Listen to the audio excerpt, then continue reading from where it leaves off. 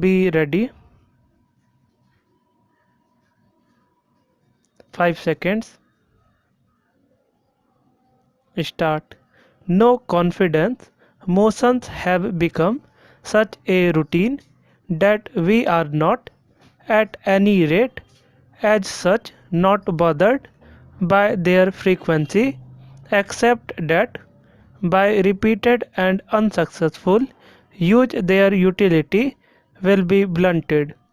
Though we have been in full power, we have brought this country to a stage where in many states there are government of non-Congress nature, either headed by single parties or by coalitions.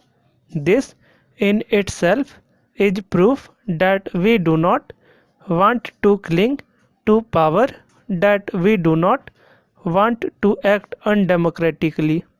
The fact is that the Congress party allowed the constitution to work.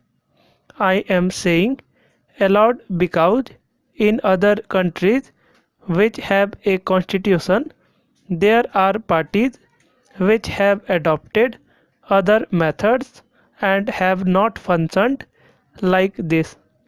This has happened in many countries of the world, and it is an aspect that we cannot ignore.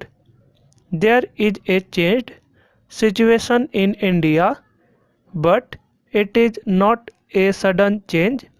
We seem to think that because there was an election, a sudden change has come about.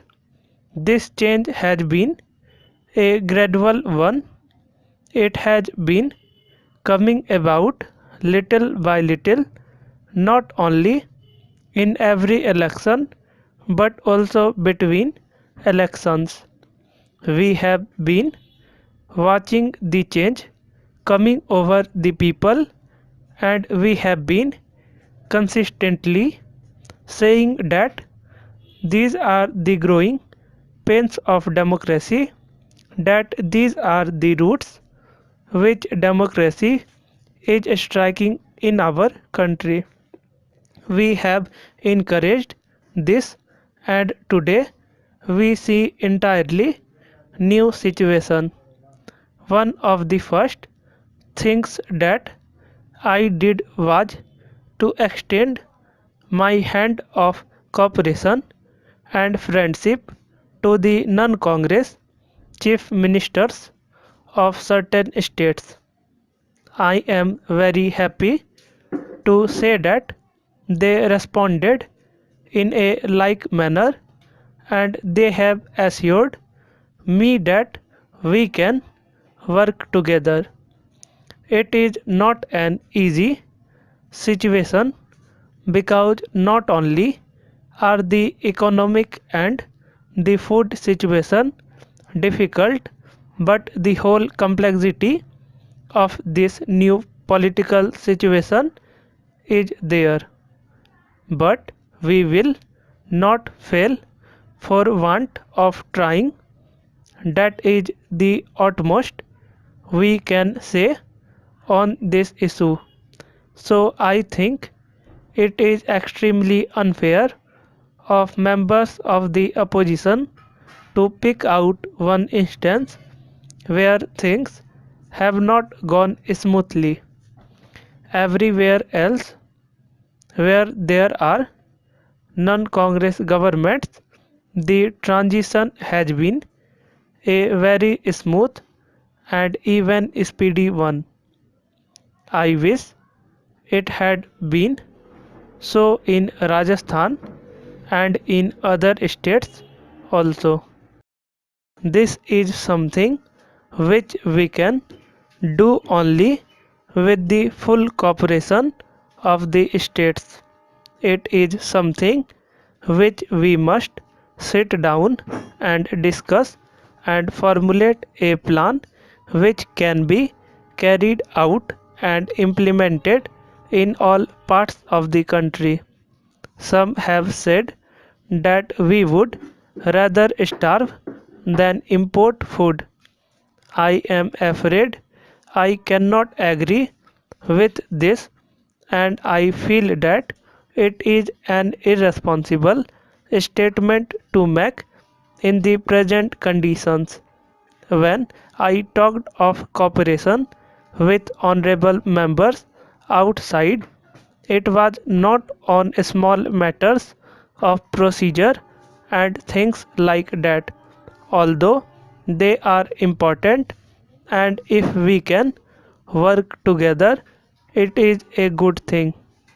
But far more important is to get cooperation in matters of national importance and of life and death for our people. Certainly, food comes in that category. Food and drought relief are the foremost problems for us. Last year, we faced the same kind of problem, and it was only through a Herculean effort that we were able to avert a great human tragedy. This year is even more difficult because reserves are depleted and there is considerable uncertainty about supplies. The minister has already outlined the program of short term crops, and we must all see that this program is made a success. There is also the need to accelerate intensive cultivation programs all over the country.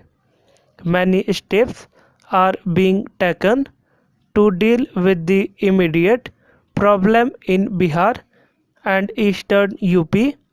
Some people here mentioned Rajasthan.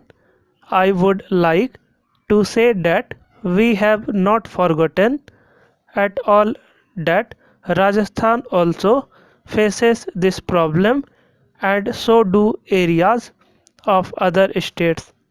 There was the Joint Emergency Committee for Bihar set up under the Food Minister with the Bihar Chief Minister and his colleagues.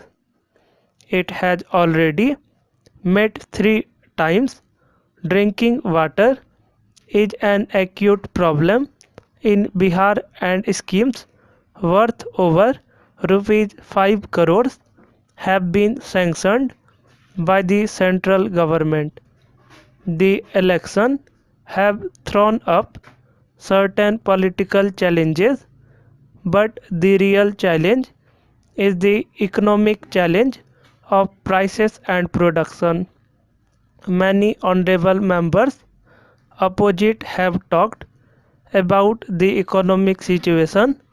This is natural because it is a serious thing, but as usual, the diagnosis as well as the treatment has differed from person to person. This is what I mean when I say that we should get together on certain things. Let us have some kind of a minimum program on which we can agree, at least on one or two national issues. Higher production and budgetary discipline can give some respite from high price. Streamlining the administration and procedures is the first need.